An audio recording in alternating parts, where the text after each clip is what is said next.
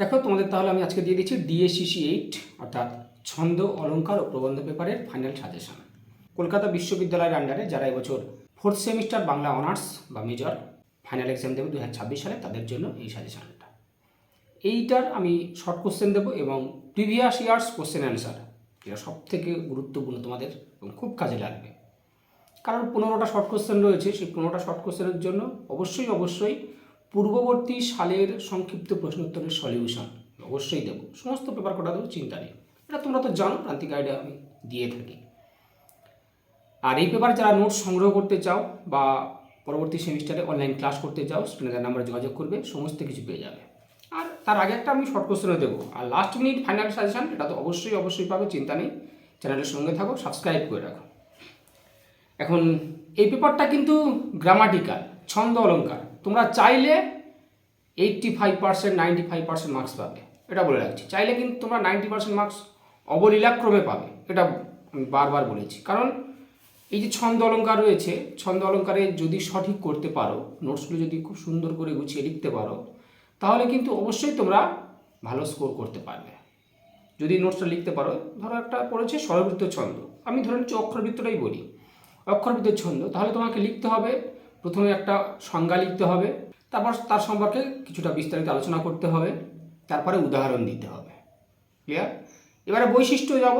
বৈশিষ্ট্য, তাহলে অক্ষরবৃত্ত ছন্দের মূল পর্ব কী হয়? 8 মাত্রারও হয়, আর কখনো 10 মাত্রারও হয়। তাহলে 8 মাত্রার একটা উদাহরণ, 10 মাত্রার একটা উদাহরণ। লয় হয় ধীর, ধীর লয় একটা উদাহরণ। ভালো করে বুঝবে কিন্তু। মুক্তদল 1 মাত্রা, রুদ্ধদল 2 মাত্রা, সেই রকম একটা উদাহরণ দিতে হবে। প্রত্যেকটা বৈশিষ্ট্য অনুযায়ী উদাহরণ দিতে হবে, অন্তত পক্ষে কমপক্ষে 5টার মতো।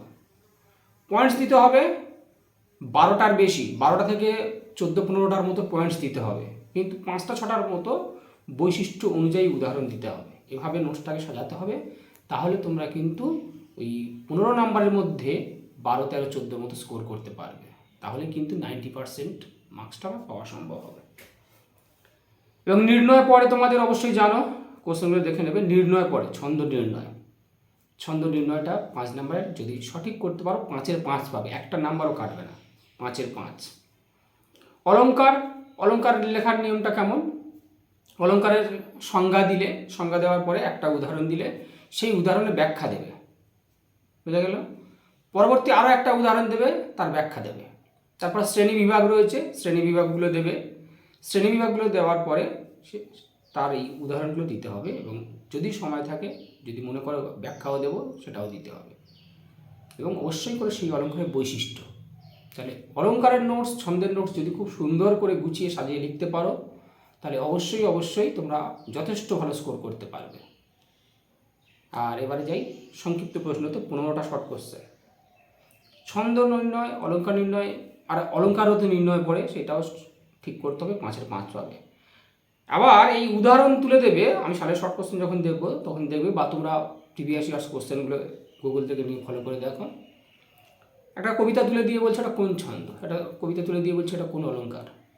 তো ছন্দ অলঙ্কার থেকে, এবং আরও শর্ট কোশ্চেন রয়েছে, এগুলো পড়ে। আর প্রবন্ধ রয়েছে, প্রবন্ধের টেক্সটগুলোও কিন্তু খুব ভালো করে পড়ে নিতে হবে, যেন 1-এর 1 অবশ্যই দখলে নিতে পারো। ঠিক আছে? তাহলে এখান থেকে মডিউল 1 রয়েছে ছন্দ। তোমরা স্বরবৃত্ত ছন্দ, অক্ষরবৃত্ত ছন্দ, মাত্রাবৃত্ত, 3টে ছন্দ রয়েছে। স্বরবৃত্ত, অক্ষরবৃত্ত, মাত্রাবৃত্ত, 3টে ছন্দ খুব ভালো করে নাও। 3টে ছন্দ করতেই হবে, কারণ নির্ণয়ে পড়বে, 5-এও পড়বে, 1-এও পড়বে, তাই অবশ্যই করতে হবে। তাও এখানে স্টার মারো অক্ষরবৃত্তের ছন্দ আর স্বরবৃত্তের ছন্দ, অক্ষরবৃত্ত স্বরবৃত্ত, 15-5 অল্টারনেটিভ হয়ে যেতে পারে। এবারে তোমরা কিছু জিনিস শিখেও নেবে, 1-এও পড়ে, 5-এও পড়ে আবার টিকা হিসাবে। আর নির্ণয়ের ক্ষেত্রেও তো জানতেই হবে, পর্ব, চরণ, লয়, মাত্রা, জ্যোতি। পর্ব, চরণ, লয়, মাত্রা, জ্যোতি, পয়ার, মহাপয়ার, গদ্য ছন্দ, প্রাচীন মাত্রাবৃত্ত, সনেট। এগুলো একটু দেখে রেখো, একটু যাতে লিখতে পারো। আর এগুলো যারা টিউশন যায়, কোচিংয়ে যায়, তাদের জানা রয়েছে বিশেষ করে, কারণ এগুলো তো শিখতেই হবে প্রথমে ছন্দ নির্ণয় শেখার আগে। অলঙ্কার, এখানে অনুপ্রাস, যমক, শ্লেষ, বক্রোক্তি, ব্যাজস্তুতি, উপমা, রূপক, উৎপ্রেক্ষা, সমাসক্তি, অপোন্নতি, সমস্ত অলঙ্কারগুলো পড়তে হবে, দখলে রাখতে হবে। নির্ণয় বা 1-এ অবশ্যই জানতে হবে। কিন্তু আমি বলবো এখান থেকে তোমরা ভালো করে করবে, স্টার মেরে নেবে। অনুপ্রাস অলঙ্কার, যমক অলঙ্কার, শ্লেষ অলঙ্কার আর ব্যজস্তুতি, খুব সহজ অলঙ্কার আমি বললাম, কিন্তু এই সহজ কটাই বলে দিলাম। অনুপ্রাস, যমক, শ্লেষ, বক্রোক্তি, ব্যজস্তুতি, এই অলঙ্কার কটাই খুব ভালো করে নাও, হয়ে যাবে তোমাদের। এবারে উৎপ্রেক্ষ অলঙ্কার খুব সহজ, যেন থাকলে দেখবে উৎপ্রেক্ষ অলঙ্কার ধরে নেবে। কিছু সিস্টেম রয়েছে, রুলস রয়েছে, সেই সিস্টেমগুলো ফলো করো, দেখবে অলঙ্কার নির্ণয় তোমরা কিন্তু সহজে পেরে যাবে। প্রত্যেকটা অলঙ্কার এক একটা করে বিশিষ্টতা রয়েছে, সেইগুলোকে ফলো করো। তাহলে অলঙ্কার নির্ণয় অবশ্যই করবে, ভালো করে সমস্ত অলঙ্কার মুখস্থ করবে। কিন্তু নোটসের জন্য আমি বলবো অনুপ্রাস, যমক, শ্লেষ, ব্যজস্তুতি হয়ে যাবে। প্রবন্ধ থেকে 4টে প্রবন্ধ টেক্সট অবশ্যই পড়ো, 5-1 কমপ্লিট হয়ে যাবে, 5-1-এর জন্য অবশ্যই।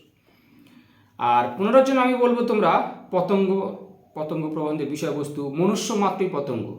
এখানে আমার দিয়ে দিতে পারে 5-এর জন্যে ভীষ্মদেব খোশনবিশের চরিত্র বা কমলাকান্তের চরিত্র দিয়ে দিতে পারে। তাই টেক্সটটা ভালো করে পড়ো এবং এই নোটসগুলো একটু দেখে রাখো, কমলাকান্তের চরিত্র বা ভীষ্মদেব খোশনবিশের চরিত্র। মনুষ্য মাত্রই পতঙ্গ, মানে একটা নোটস করলে হয়ে যাবে। প্রবন্ধ থেকে তোমরা একটাই করে নোটস করো, এর বাইরে অতিরিক্ত কিছু করতে হবে না। প্রবন্ধ থেকে তোমরা একটাই করে নোটস মুখস্থ করো। তাহলে পতঙ্গ নোটসটা ভালো করে করবে, ফাইনালাইজ করে নাও, নিয়ে ওটা স্টার মেরে নাও। আর তোমরা মেঘদূত প্রবন্ধটা অবশ্যই একটা নোটস। মেঘদূত প্রবন্ধ থেকে কীরকম কোশ্চেন দেখো, মানুষেরা এক একটি বিচ্ছিন্ন দ্বীপের মতো, তাৎপর্য। মেঘদূত প্রবন্ধের দেখবে 2টো পর্ব রয়েছে, পূর্ব মেঘ, উত্তর মেঘ, সেই সম্পর্কে বিষয়বস্তু আলোচনা করতে বলতে পারে। মোটামুটি তোমাদের বিষয়বস্তুটা জানলে হবে, সারসংক্ষেপটা জানলে হবে, একটা নোটস যাই প্রোগ্রাম করে লিখে দেবে, ব্যাস। তাহলে এখান থেকে পতঙ্গ আর মেঘদূত খুব সুন্দর করে ভালো করে একদম সুপার করে নাও। দেখবে লাস্ট মিনিট ফাইনাল সাজেশনে যখন দেবো তখন এগুলোই আসছে। এবারে তোমাদের বই পড়ার স্বরূপ বা পূর্ব পশ্চিম 5-এর জন্য টেক্সট পড়ো, লাইন তুলে দিতে পারে। যদি সরাসরি বিষয়বস্তু বললে তাহলে তো সোনায় সোহাগা, তাহলে মোটামুটি এগুলো করে নাও, হয়ে গেল। তাহলে ডিএসসিসি 8-এর ফাইনাল সাজেশন দিয়ে দিলাম, যেগুলো দিলাম এগুলো সংগ্রহ করো, যেমন আমি বললাম ভালো করে প্র্যাকটিস করো প্রতিনিয়ত, তাহলে তোমরা দেখবে 90% মার্কস পাচ্ছ। শর্ট কোশ্চেন আমি দেবো, চিন্তা নেই। বিশেষ করে প্রিভিয়াস ইয়ার্স কোশ্চেন অ্যান্সার, যেটা কেউ মিস করবে না। কিন্তু যদি কেউ মিস করেছো, সে সবথেকে বড় ভুল করবে। তোমরা তো অবশ্যই জানো সালের সংক্ষিপ্ত প্রশ্নোত্তরগুলো আমি রেডি করেছি, খুব শীঘ্রই দিয়ে দেবো। চ্যানেলের সঙ্গে থাকো, সাবস্ক্রাইব করে রাখো। আর পরবর্তী সেমিস্টারে যারা অনলাইন ক্লাস করতে চাও বা নোটস কিনে নিতে চাও, আমি খুব স্বল্প পারিশ্রমিকের নোটস এবং ক্লাস প্রোভাইড করি। তাই যারা চাও অবশ্যই স্ক্রিনে নাম্বারে যোগাযোগ করবে, সমস্ত কিছু পেয়ে যাবে। প্রান্তিক গাইড তোমাদের সেবায় রয়েছে, পাশে রয়েছে। আর তোদের কী প্রয়োজন একটু কমেন্টস করে জানিও, তাহলে সেটা প্রোভাইড করতে আমাদের সুবিধা হবে।